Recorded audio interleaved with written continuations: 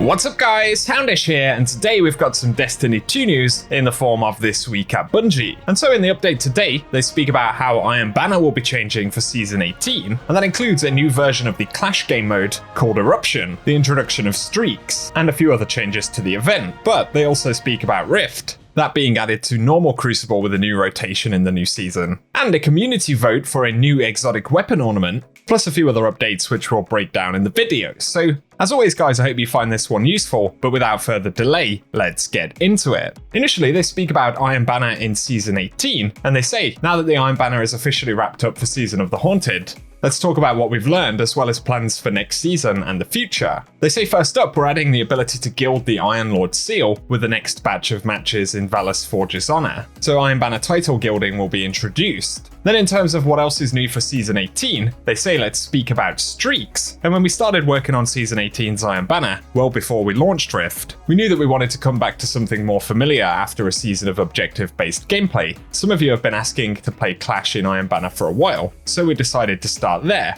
But we still needed that Iron Banner twist. And so they say Eruption was born. And Eruption is Clash with energy boosts based on kill streaks. During Eruption, killing opponents scores 1 point and a normal amount of energy. After that, when you get your second elimination in a row without dying, assists count as well. You become surging. And so players will start glowing and kills will start generating 10% super energy and 20% grenade, melee and class energy. Plus players in this state will score 3 points per kill. And then when you get your 5th kill without dying, you become primed and you begin glowing brightly. Your team goes on the hunt and everyone on the team gains 5% super and 10% grenade, melee and class energy. And you now gain 12% super and 5% grenade, melee and class energy per kill and continue to score 3 points per kill. But they talk about why you wouldn't want to be primed, and they say you also have a 15-second timer on you. If the timer reaches 0, you erupt. Erupting kills you, which resets your streaks and ends the hunt, but getting a kill resets the eruption's timer back to 15 seconds. You're then marked for both teams, so everybody can see right where you are.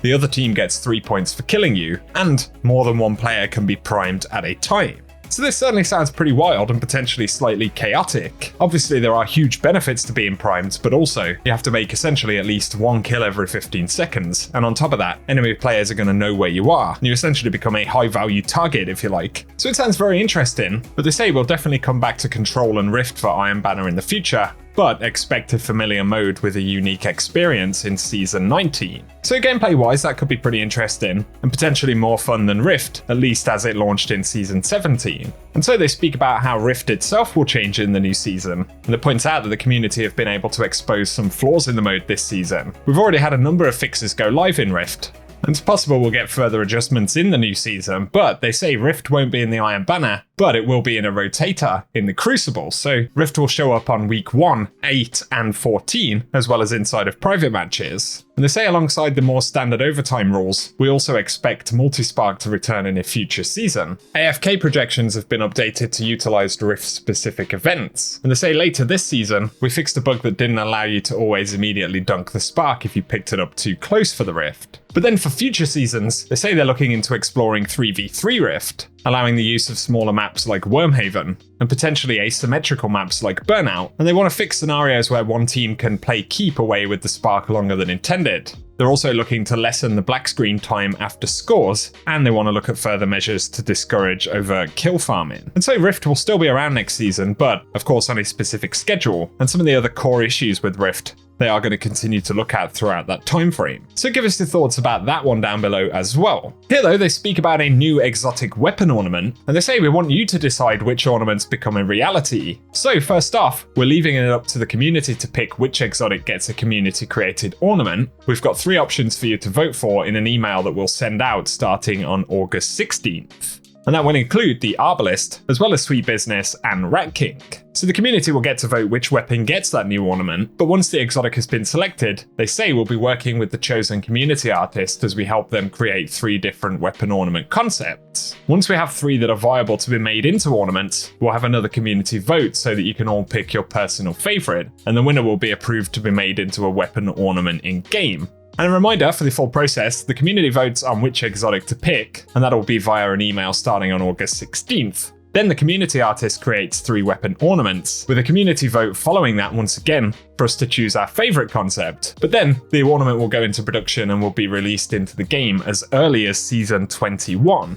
So it's going to be a little while until we get it, especially with all the concepting and then actually getting it produced. Pretty cool idea, and I'm certainly looking forward to seeing how that goes. Let us know which weapon you'd be most excited for down below. Finally, they do point out that it's the last week of the Solstice event. They also point out that some players were able to claim the Flamekeeper title early through use of a glitch with Gilded Triumphs. And they say for any players who've done this, the title and seal will relock next Tuesday. On top of this, they say they're still looking into the issue with text chat, which remains disabled due to a bug. So hopefully they'll have a fix for that one soon. Then for the TWAB, they say in the immediate future, next week we'll be diving into some more weapon changes, as well as a little bit more showcase hype and how to watch. And so that should be an interesting TWAB next week.